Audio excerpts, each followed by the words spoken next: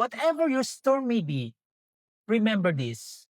The same God who calmed the sea in Psalm 107 is still the same God today.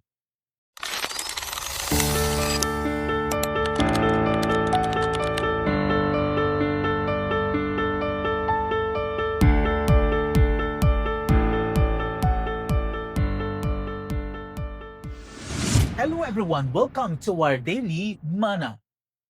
Last week, many people in the Philippines closely watched the movement of Typhoon Inday. Some families experienced heavy rain, strong winds, flooding, and power interruptions. Others were spared, but everyone was reminded that storms are real and that they can come without warning. Storms interrupt our plans. They make us stop, wait, and realize that there are many things in life that we cannot control. A few days after the typhoon, while I was scrolling through Facebook, I read a post about giraffes during storms. It caught my attention because I have never thought about how giraffes respond to bad weather. The post explained that giraffes do not usually run for shelter since they are the tallest land animals. They are more exposed to lightning than many other animals. Some experts believe they also keep some distance from one another during thunderstorms, so that if lightning strikes, the danger is less likely to affect the whole group. Then I read something even more interesting. When strong winds come, giraffes do not panic. They position themselves to face the wind. By doing this, their bodies become more stable and the wind can pass around them more easily. As I finished reading that post, I sat quietly for a moment. One thought came to my mind. The higher you stand, the more exposed you become. That is true for giraffes, and sometimes it is also true for us. The more responsibility God gives us, the more challenges we may face. A father carries burdens for his family. A mother silently prays for her children. A pastor carries the concerns of many people. A student who follows Christ may stand alone in school. A Christian employee may choose honesty even when everyone else chooses compromise. Sometimes our storms come because God has trusted us with a greater responsibility.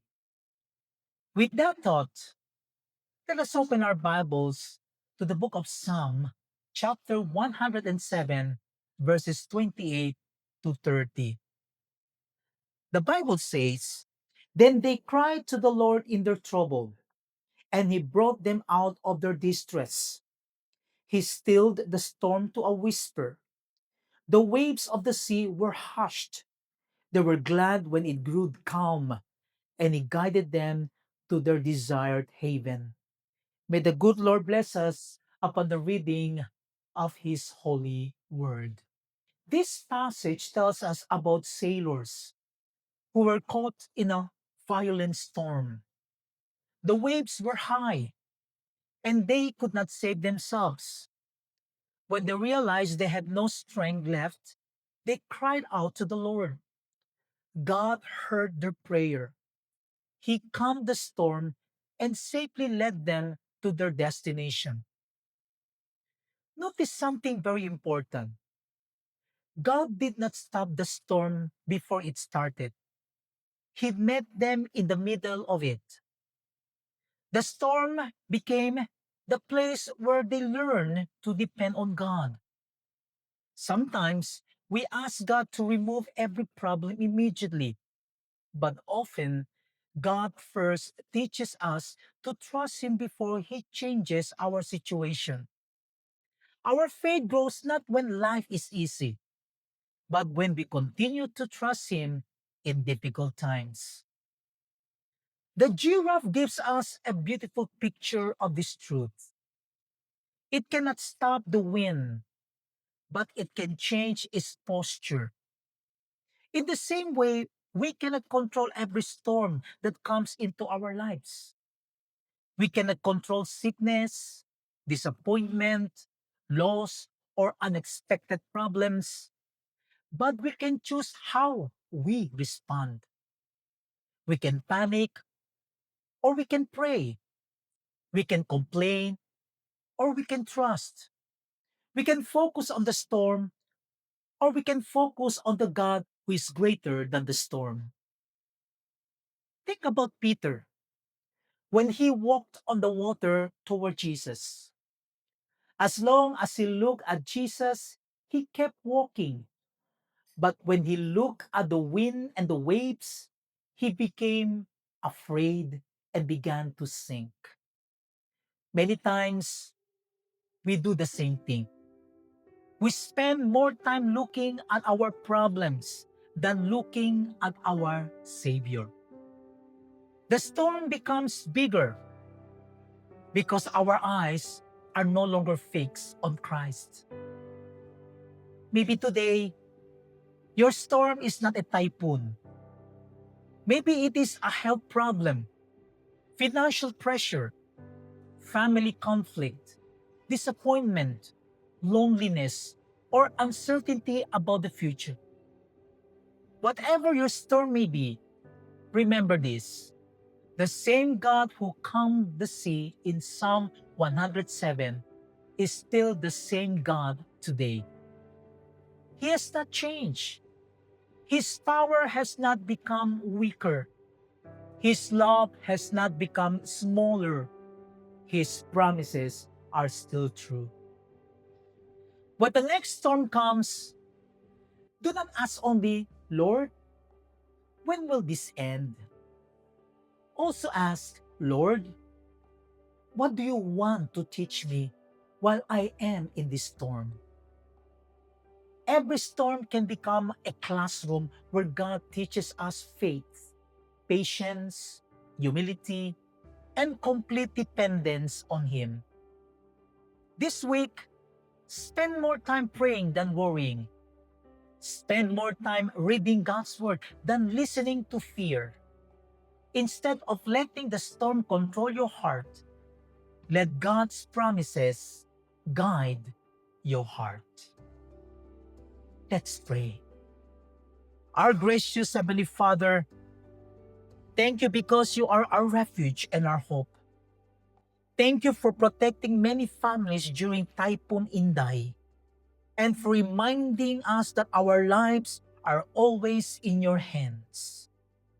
Forgive us for the times we allow fear to become greater than our faith. Teach us to trust you in every storm. Help us to keep our eyes on Jesus and not on our problems. Give strength to those who are tired. Comfort those who are hurting. Provide for those who are in need and fill every heart with your peace. May every storm bring us closer to you and make us stronger in our faith. In Jesus' name, we pray. Amen and amen. The next time you remember Typhoon Inday, or the next time you see dark clouds in the sky, let them remind you that storms never have the final word. God does. Stand firm. Trust Him. Adjust your heart toward Him, just as the giraffe adjusts its posture against the wind. The storm may be strong, but our God is stronger. Storms are part of life. Some storms last only a few hours, while others seem to last for months or even years. But every storm has an end. God's faithfulness never ends. The storm may test your faith, but it can also strengthen your faith. Do not be afraid of the wind. Do not lose hope because of the waves. The Lord is with you, and He will guide you safely through every storm. God bless everyone, and Shalom.